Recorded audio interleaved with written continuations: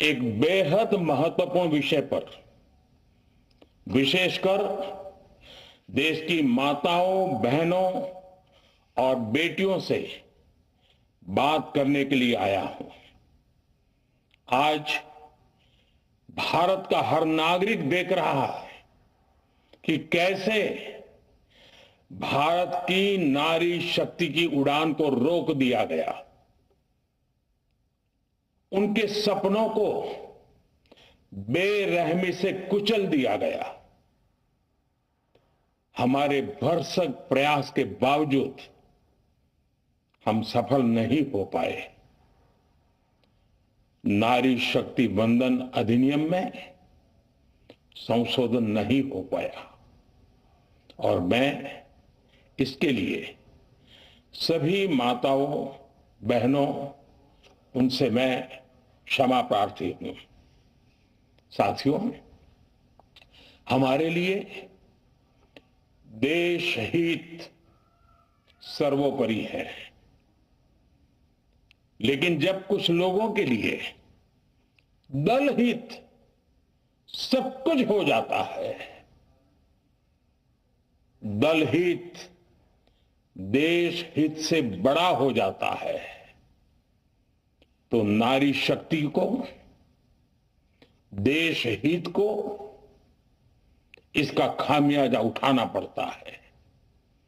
इस बार भी यही हुआ है। कांग्रेस, डीएमके, टीएमसी और समाजवादी पार्टी जैसे दलों की स्वार्थी राजनीति का नुकसान देश की नारी शक्ति को उठाना पड़ा है। साथियों, कल देश की करोड़ों महिलाओं की नजर संसद पर थी। देश की नारी शक्ति देख रही थी। मुझे भी ये देखकर बहुत दुख हुआ कि जब ये नारी हित का प्रस्ताव गिरा तो कांग्रेस, डीएमके, टीएमसी, सपा जैसी परिवारवादी पार्टियां खुशी से तालियां बजा रही थी। महिलाओं से उनके अधिकार छीनकर ये लोग मेजें थपथपा रहे थे। उन्होंने जो किया वो केवल टेबल पर थाप नहीं थी, वो नारी के स्वाभिमान पर, उसके आत्मसम्मान पर चोट थी। और नारी सब भूल जाती है, अपना अपमान कभी नहीं भूलती। इसलिए संसद में कांग्रेस और उसके सहयोगियों के उन सबके व्यवहार की कसक हर नारी के मन में हमेशा रहेगी। देश की नारी जब भी अपने क्षेत्र में इन नेताओं को देखेगी तो वो याद करेगी कि इन्हीं लोगों ने संसद में महिला आरक्षण को रोकने का जश्न मनाया था, खुशियां मनाई थी। कल संसद में नारी शक्ति वंदन संशोधन का जिन भी दलों ने विरोध किया है, उनसे मैं दो टूक कहूंगा। ये लोग नारी शक्ति को फॉर ग्रांटेड ले रहे हैं। वो ये भूल रहे हैं कि 21वीं सदी की नारी देश की हर घटना पर नजर रख रही है। वो उनकी मंशा भांप रही है और सच्चाई भी भली भांति जान चुकी है। इसलिए महिला आरक्षण विरोध करके जो पाप विपक्ष ने किया है, इसकी उन्हें सजा जरूर मिलेगी। इन दलों ने संविधान निर्माताओं की भावनाओं का भी अपमान किया है और जनता द्वारा इसकी सजा से भी वो बच नहीं पाएंगे। साथियों, सदन में नारी शक्ति वंदन संशोधन किसी से भी कुछ छीनने का नहीं था। नारी शक्ति वंदन संशोधन हर किसी को कुछ न कुछ देने का था, देने के लिए संशोधन का था। ये 40 साल से लटके हुए नारी के हक को 2029 के अगले लोकसभा चुनाव से उसका हक देने का संशोधन था। नारी शक्ति वंदन संशोधन 21वीं सदी के भारत की नारी को नए अवसर देने, नई उड़ान देने, उसके सामने से बाधाएं हटाने का महायज्ञ था। देश की 50% यानी आधी आबादी को उसका अधिकार देने का साफ नियत के साथ, ईमानदारी के साथ किया गया एक पवित्र प्रयास था। नारी को भारत की विकास यात्रा में सहयात्री बनाने और सबको जोड़ने का प्रयास था। नारी शक्ति वंदन संशोधन समय की मांग है। नारी शक्ति वंदन संशोधन उत्तर, दक्षिण, पूर्व, पश्चिम सभी राज्यों की, हर राज्य की शक्ति में समान वृद्धि का प्रयास था। ये संसद में सभी राज्यों की आवाज को अधिक शक्ति देने का प्रयास था। राज्य छोटा हो, राज्य बड़ा हो, राज्य की आबादी कम हो या राज्य की आबादी ज्यादा हो, सबकी समान अनुपात में शक्ति बढ़ाने की कोशिश थी। लेकिन इस ईमानदार प्रयास की कांग्रेस और उसके सहयोगियों ने सदन में पूरे देश के सामने भ्रूण हत्या कर दी है। भ्रूण हत्या कर दी है। ये Congress, TMC, Samajwadi party, DMK जैसे दल इस भ्रूण हत्या के गुनहगार है। ये देश के संविधान के अपराधी हैं। ये देश की नारी शक्ति के अपराधी हैं। साथियों, कांग्रेस महिला आरक्षण के विषय से ही नफरत करती है। उसने हमेशा से ही महिला आरक्षण को रोकने के लिए षड्यंत्र किए हैं। इस दिशा में पहले जितनी बार भी प्रयास हुए, हर बार कांग्रेस ने इसमें रोड़े अटकाए हैं। इस बार भी कांग्रेस और उसके साथियों ने महिला आरक्षण को रोकने के लिए एक के बाद एक नए झूठ का सहारा लिया। कभी संख्या को लेकर, कभी किसी और तरीके से कांग्रेस और उसके साथियों ने देश को गुमराह करने की कोशिश की। ऐसा करके इन दलों ने भारत की नारी शक्ति के सामने अपना असली चेहरा सामने ला दिया है, अपना मुखौटा उतार दिया है। साथियों,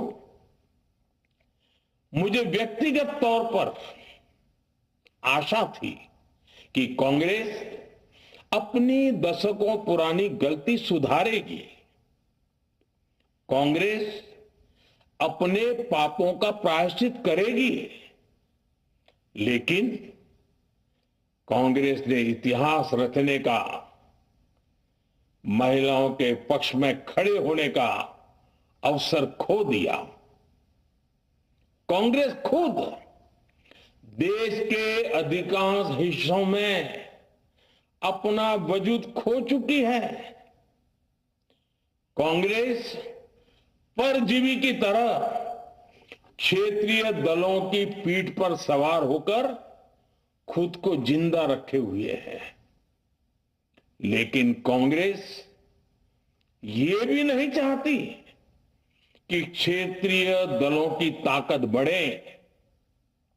इसलिए कांग्रेस ने इस संशोधन का विरोध करवाकर अनेक क्षेत्रीय दलों के भविष्य को अंधकार में धकेलने का राजनीतिक षड्यंत्र किया है। साथियों, Congress, Samajwadi party, DMK, TMC और दूसरी पार्टियां इतने वर्षों से हर बार वही बहाने, वही कुतर्क गढ़ते आए हैं, बनाते आए हैं। कोई न कोई टेक्निकल पेंच फंसाकर ये महिलाओं के अधिकारों पर डाका डालते रहे हैं। देश राजनीति का ये भद्दा पैटर्न बराबर समझ चुका है और उसके पीछे की वजह भी जान चुका है। भाइयों बहनों, नारी शक्ति वंदन अधिनियम के विरोध की एक बड़ी वजह है इन परिवारवादी पार्टियों का डर। इन्हें डर है अगर महिलाएं सशक्त हो गई तो इन परिवारवादी पार्टियों का नेतृत्व खतरे में पड़ जाएगा। ये कभी नहीं चाहेंगे कि उनके परिवार के बाहर की महिलाएं आगे बढ़ें। आज पंचायतों में, लोकल बॉडीज में जिन हजारों लाखों महिलाओं ने अपनी क्षमता को साबित किया है, जब आगे बढ़कर लोकसभा और विधानसभाओं में आना चाहती हैं, देश की सेवा करना चाहती है, परिवारवादियों के भीतर उनसे असुरक्षा की भावना बैठी हुई है। परिसीमन के बाद महिलाओं के लिए कहीं ज्यादा सीटें होगी, महिलाओं का कद बढ़ेगा। इसलिए इन लोगों ने नारी शक्ति वंदन संशोधन का विरोध किया है। देश की नारी शक्ति कांग्रेस और उसके सहयोगियों को इस पाप के लिए कभी माफ नहीं करेगी। मेरे प्रिय देशवासियों, कांग्रेस और उसके साथी दल डिलिमिटेशन पर लगातार झूठ बोल रहे हैं। ये इस बहाने विभाजन की आग को सुलगाना चाहते हैं, क्योंकि बांटो और राज करो, कांग्रेस ये पॉलिटिक्स अंग्रेजों से विरासत में सीख कर आई है और कांग्रेस आज भी उसी के सहारे चल रही है। कांग्रेस ने हमेशा देश में दरार पैदा करने वाली भावनाओं को हवा दी है। इसलिए यह झूठ फैलाया गया कि डीलिमिटेशन यानी परिसीमन से कुछ राज्यों को नुकसान होगा, जबकि सरकार ने पहले दिन से स्पष्ट किया है कि न किसी राज्य की भागीदारी का अनुपात बदलेगा,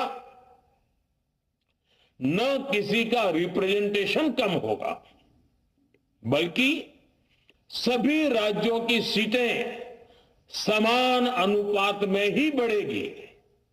फिर भी कांग्रेस, डीएमके, टीएमसी और समाजवादी पार्टी जैसे दल इसे मानने को तैयार नहीं हुई है। साथियों, ये संशोधन बिल सभी दलों और सभी राज्यों के लिए एक मौका था, एक अवसर था। ये बिल पास होता तो तमिलनाडु, बंगाल, यूपी, केरला हर राज्य की सीटें बढ़ती, लेकिन अपनी स्वार्थी राजनीति की वजह से इन दलों ने अपने राज्यों के लोगों को भी धोखा दे दिया। जैसे कि डीएमके के पास मौका था कि वो और ज्यादा तमिल लोगों को सांसद विधायक बना सकती थी, तमिलनाडु की आवाज और मजबूत कर सकती थी, लेकिन उसने वो मौका खो दिया। टीएमसी के पास भी बंगाल के लोगों को आगे बढ़ाने का मौका था, लेकिन टीएमसी ने भी ये मौका गंवा दिया। समाजवादी पार्टी के पास भी मौका था कि वो महिला विरोधी छवि होने के दाग को कुछ कम कर सके, लेकिन सपा भी इसमें चूक गई। समाजवादी पार्टी लोहिया जी को तो पहले ही भूल चुकी है। सपा ने नारी शक्ति वंदन संशोधन का विरोध करके लोहिया जी के सारे सपनों को पैरों तले रौंद दिया है। सपा महिला आरक्षण विरोधी है। ये यूपी की और देश की महिलाएं कभी नहीं भूलेगी। साथियों, महिलाओं के आरक्षण का विरोध करके कांग्रेस ने फिर एक बात सिद्ध कर दी है। कांग्रेस एक एंटी रिफॉर्म पार्टी है। 21वीं सदी के विकसित भारत के लिए जो भी निर्णय, जो भी रिफॉर्म जरूरी है, जो भी निर्णय देश ले रहा है, कांग्रेस उन सब का विरोध करती है, उसे खारिज कर देती है, उस काम के अंदर खलल डालती है। यही कांग्रेस का इतिहास है और यही कांग्रेस की नेगेटिव पॉलिटिक्स है। साथियों, ये वही कांग्रेस है जिसने जनधन, आधार, मोबाइल, स्त्री शक्ति का विरोध किया। कांग्रेस ने डिजिटल पेमेंट्स का विरोध किया। कांग्रेस ने जीएसटी का विरोध किया। कांग्रेस ने सामान्य वर्ग के गरीबों को आरक्षण का विरोध किया। कांग्रेस ने ट्रिपल तलाक के विरुद्ध कानून का विरोध किया। कांग्रेस ने आर्टिकल 370 हटाने का विरोध किया। हमारा संविधान, हमारे कोर्ट जिस यूनिफॉर्म सिविल कोड, समान नागरिक आचार संहिता को, यूसीसी को जरूरी बताते हैं, कांग्रेस उसका भी विरोध करती है। रिफॉर्म का नाम सुनते ही कांग्रेस विरोध की तख्ती लेकर दौड़ पड़ती है। ऐसा कोई भी काम जिससे देश मजबूत होता है, कांग्रेस उसमें बाधाएं खड़ी करने के लिए पूरी शक्ति लगा देती है। Congress one nation one election का विरोध करती है। कांग्रेस देश में घुसपैठियों को भगाने का विरोध करती है। कांग्रेस मतदाता सूची के शुद्धिकरण एसआईआर का विरोध करती है।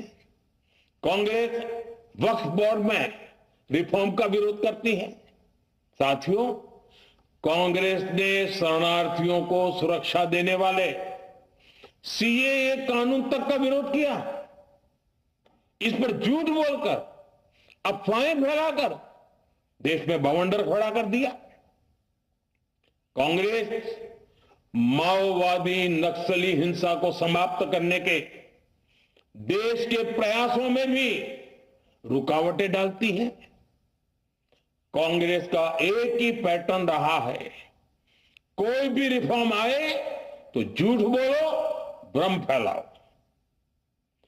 इतिहास साक्षी है, कांग्रेस ने हमेशा यही नेगेटिव रास्ता चुना है। साथियों, जो भी कार्य देश के लिए जरूरी फैसला होता है, कांग्रेस इसको कारपेट के नीचे डाल देती है। कांग्रेस के इसी रवैये की वजह से भारत विकास की उस ऊंचाई पर नहीं पहुंच पाया जिसका भारत हकदार है। आजादी के समय उस दौर में हमारे साथ और भी कई देश आजाद हुए थे। ज्यादातर देश हमसे बहुत आगे निकल गए और इसकी वजह थी कि कांग्रेस हर रिफॉर्म को रोककर बैठी रही। लटकाना, भटकाना, अटकाना, यही कांग्रेस का सिद्धांत रहा है, यही कांग्रेस का वर्क कल्चर रहा है। कांग्रेस ने पड़ोसी देशों के साथ सीमा विवादों को लटकाया।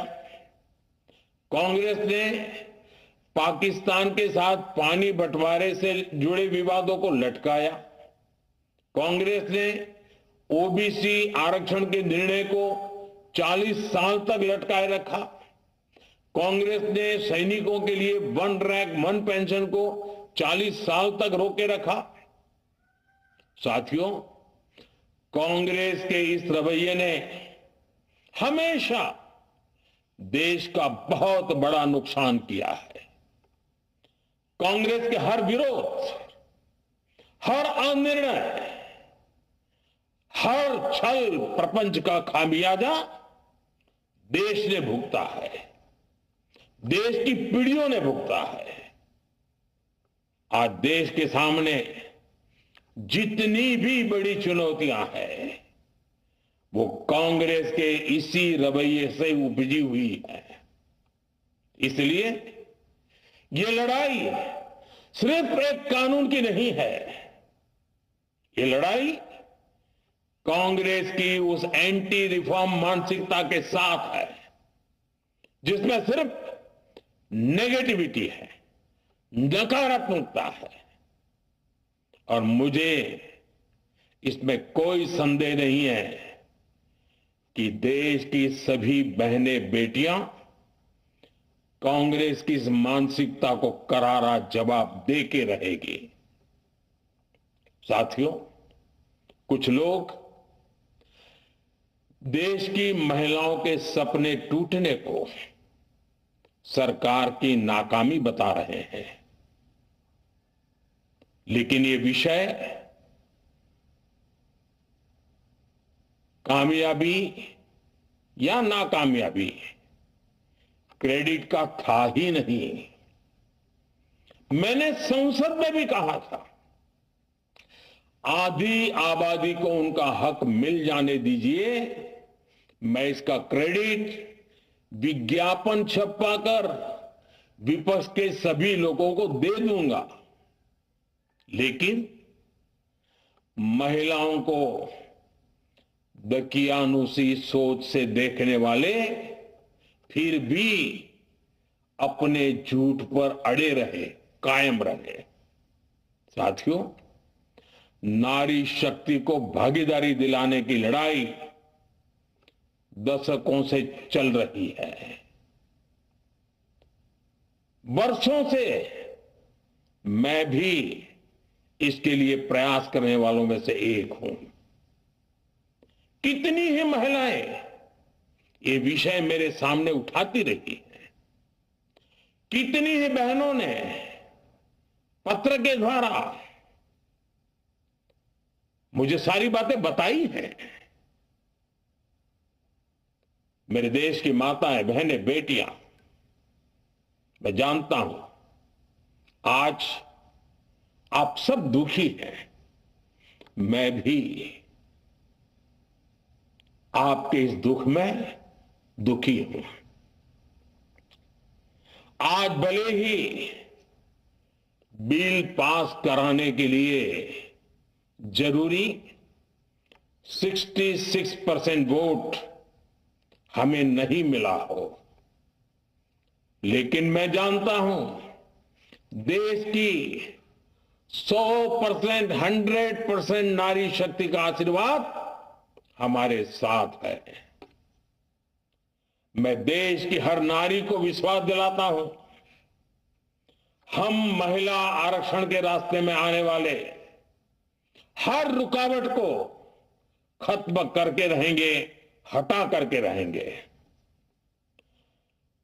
हमारा हौसला भी बुलंद है, हमारी हिम्मत भी अटूट है और हमारा इरादा भी अड़िग है। महिला आरक्षण का विरोध करने वाली पार्टियां ये देश की नारी शक्ति को संसद और विधानसभाओं में उनकी भागीदारी बढ़ाने से कभी भी रोक नहीं पाएंगे। सिर्फ वक्त का इंतजार है। नारी शक्ति के सशक्तिकरण का बीजेपी एनडीए का संकल्प अक्षुण्ण है। कल हमारे पास संख्या बल नहीं था, लेकिन इसका मतलब ये नहीं है कि हम हार गए। हमारा आत्मबल अजेय है। हमारा प्रयास रुकेगा नहीं, हमारा प्रयास थमेगा नहीं। हमारे पास आगे अभी और मौके आएंगे।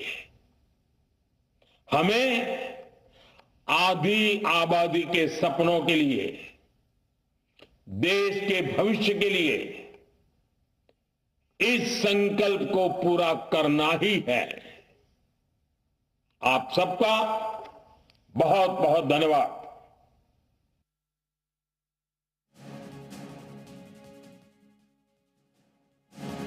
आरक्षण बिल से जुड़ा संशोधन विधेयक गिर जाने के बाद प्रधानमंत्री नरेंद्र मोदी ने देश को संबोधित किया। उन्होंने इस बिल के गिरने के जिम्मेदार विपक्ष को ठहराया और कहा कि विपक्ष ने अपने स्वार्थ की वजह से इस बिल को पारित नहीं होने दिया। पीएम मोदी ने कहा कि देश की नारी शक्ति सब देख रही है। बिल गिरा तो आप लोगों को दुख हुआ, दुख मुझे भी बहुत हुआ है। प्रधानमंत्री ने कहा कि देश की नारी शक्ति की उड़ान को रोक दिया गया और उनके सपने को बेरहमी से कुचल दिया गया। ये बड़ी बातें प्रधानमंत्री नरेंद्र मोदी की आपको बता रहे हैं। उन्होंने अपने संबोधन के दौरान कही हैं। कांग्रेस हर फैसले का विरोध करती रही है। उन्होंने कहा कि सरकार ने पूरी कोशिश की लेकिन सफलता नहीं मिल पाई और नारी शक्ति वंदन अधिनियम में संशोधन नहीं हो सका। उन्होंने कहा कि आगे भी प्रयास जारी रहेंगे, मौके और भी आएंगे।